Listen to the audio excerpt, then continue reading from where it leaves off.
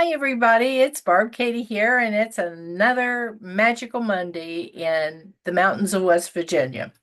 I am so happy to be here with you and have really enjoyed the opportunity to talk to everyone about finding our purpose in life.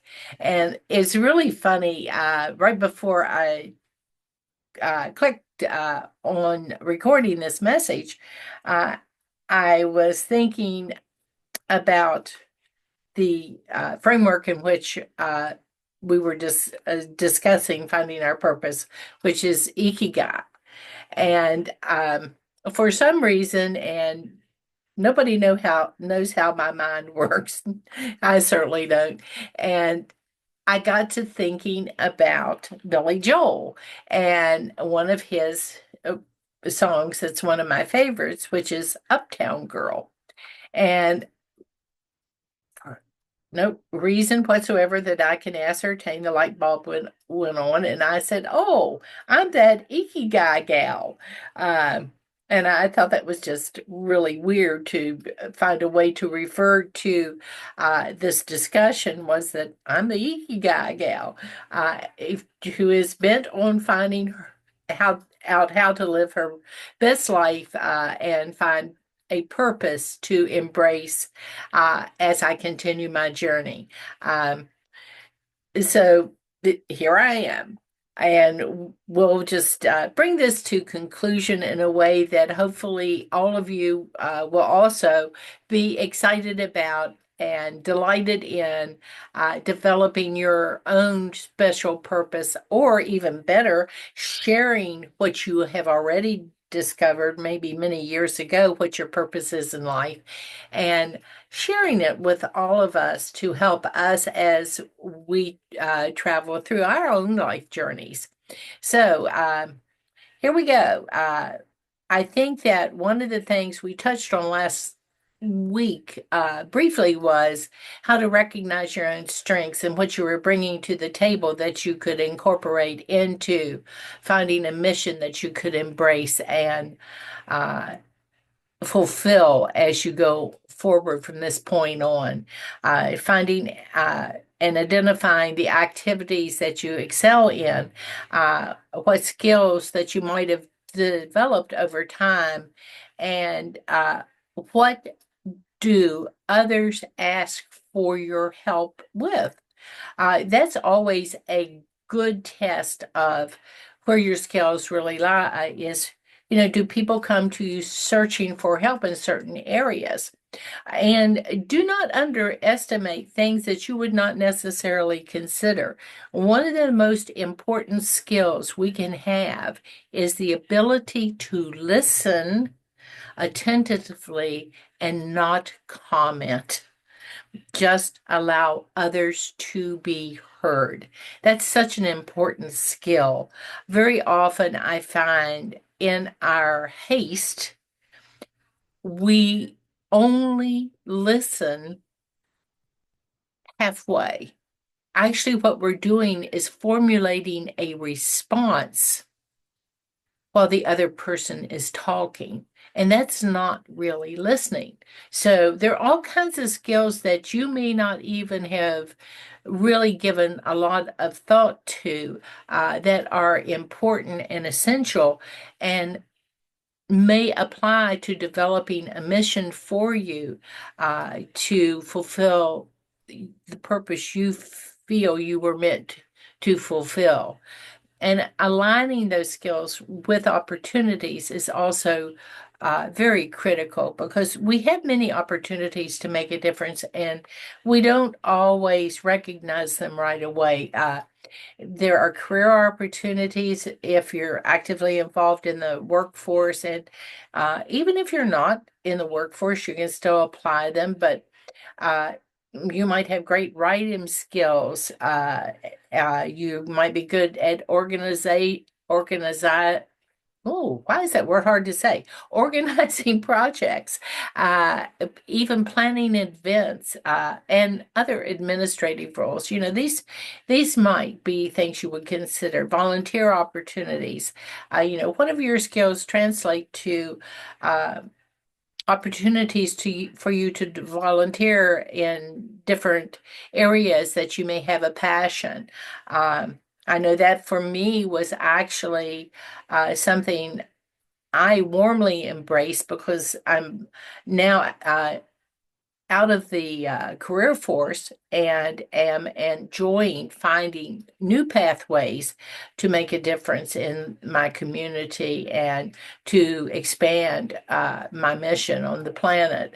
Um, and it's been fun to do. It's been exciting to do because, sometimes we get the opportunity to do different, and that can be quite exciting. Not what to say that what you didn't make a huge impact, but that you can make a huge impact in other areas.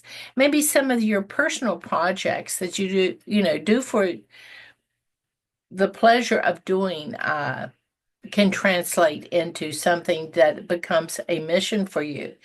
And then finding the balance, I think, is always critical. What do my strengths benefit others? Do they bring me a sense of accomplishment and joy? How can I be rewarded personally with personal fulfillment? It doesn't have to be monetary rewards at all. It can just be where do I find satisfaction in this? And very often, the fulfillment is in the joy of others who are receiving whatever your special gift is.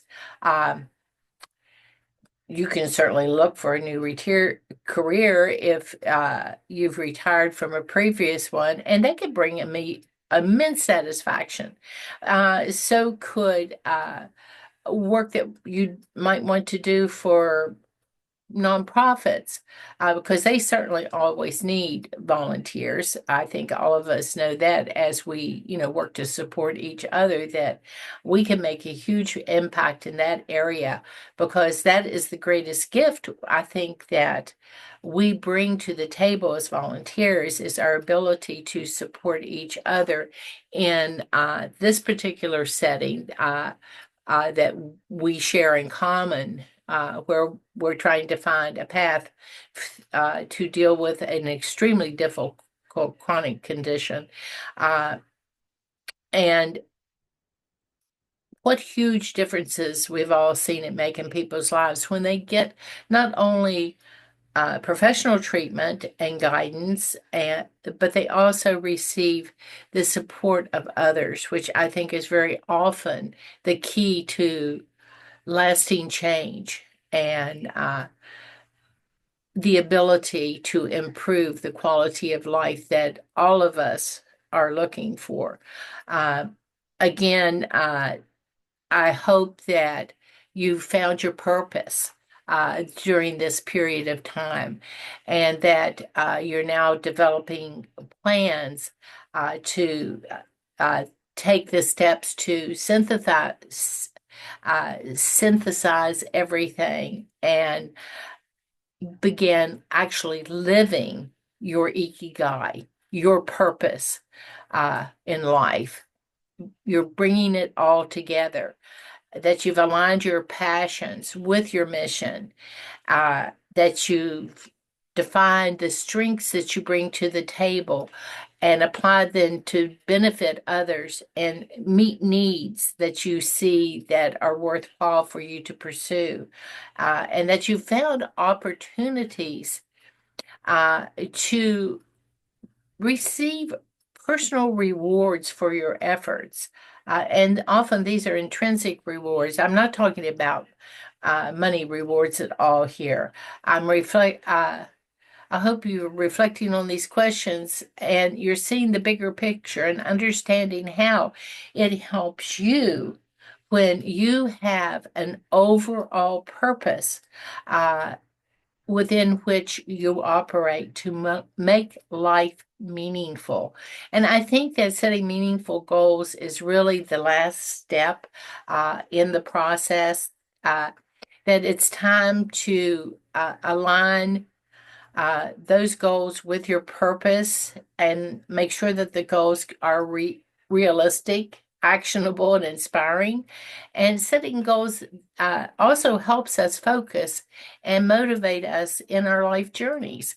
Uh, I think identifying long-term goals is wonderful. Thinking about where you want to be in the next 5 to 10 years. Uh, I hope to be happy, healthy, active, and making a difference for those about whom I so care. Uh, and yeah, we definitely can break these down to short-term goals. Maybe within the next year, the next month. And then you can create an action plan for actually beginning to take the steps that we need to take. And does this not translate to setting SMART goals when we develop this action plan where they're specific, measurable, um, realistic, timely, and actionable? Uh, each and every day in each and every way, I hope you live your best life. I hope you are fulfilled in living that best life, that you're using all the gifts that you have been blessed with, all the skills that you have developed through time in a way that speaks to your core values and makes a difference in the community in which you find yourself, that you continue to learn and grow, that you continue to be mindful and reflective, that you spend a few minutes each day reflecting on your purpose in life, your ikigai, and how your actions align with that purpose. Are you doing what you say you really want to do? Mindfulness practices like meditation can also help keep you grounded. Uh, Maybe on a daily basis, you can start doing some type of gratification journaling where you write down things that you're grateful for either at the beginning or the end of each day, or even throughout the day if something really comes to mind. This way, I think all of us begin to appreciate the positive aspects of our lives and don't focus so much on the negative aspects. You're going to always have a few of those, but you're also going to have so many positives to bring to mind and pay attention to. And that helps us stay focused on what truly matters. A lot of things that happen in life are just noise. They're crickets in the background, and you don't want to focus on the crickets in the background. Instead, you want to focus on the general sounds of the songbirds and the peace and tranquility that brings you. Uh, I really hope that you are going to be a continuous learner. I truly believe that uh, we need to learn something new each and every day in order to ensure that we continue to grow and develop as human beings, whether it's reading a book, attending a workshop, talking with someone you admire and can learn from. All of these things are so important to keep our minds active and lively and keep us involved in the world. And most of all, in everything when it comes to living your purpose in life, I think you focus on opportunities to perform acts of kindness, to make it a habit to perform little small acts of kindness. Helping others not only benefits them, but also reinforces our own sense of mission and connection to each other. We're all human beings traveling on a planet, doing the best we can, and hopefully our actions are kindness based. In doing this, I think it's critical that we stay flexible and open. Uh, while having a plan is important, it's equally essential to stay flexible and open to change. Uh, there's an old adage that says, don't be afraid to change your changes. Sometimes we make a plan and we've got it all detailed and everything, but when we begin to implement it, it just doesn't seem to be workable. And it can, in fact, be detrimental to what we want to accomplish as we try to pursue our purpose in life. Life is unpredictable, and our purpose in life actually can evolve over time. What your purpose in life was in your 20s may not be what it will be in your 40s, your 60s, or goodness gracious, even your 80s. Being adaptable to change allows you to navigate challenges and to seize new opportunities as they arise that you never anticipated discovering. But there they are, and you want to be able to recognize them for what they are and grab onto them. This flexibility and openness to me keeps life exciting and interesting, and it keeps our minds young and active and involved. And if you're wanting to give and receive support, I think it is essential to remain flexible and open because we're constantly learning more about the needs of those we wish to help within our community. Remember, when you're finding and living your purpose, it's a journey. It's not a final destination. So be patient with yourself and embrace the process of learning. Stay open to new experiences. Be willing to try new things and step out of your comfort zone as often as you can. There's a whole world out there that you have yet to explore, and it just might have some really exciting new experiences that can lead to unexpected discoveries and growth. And then the last thing I think I have learned in this journey, and this journey actually occurred because I had a life change where I had been in the workforce for decades and now was formally retired. And I wanted to redefine my purpose because my purpose, while it in some ways had not changed, in some ways it had changed. Uh, I hope you will remember that. Reevaluate regularly. Periodically reevaluate your goals and your actions to ensure that they stay aligned with what you see now as your purpose in life, your ikigai. Adjust your plans as needed to stay true to your own purpose.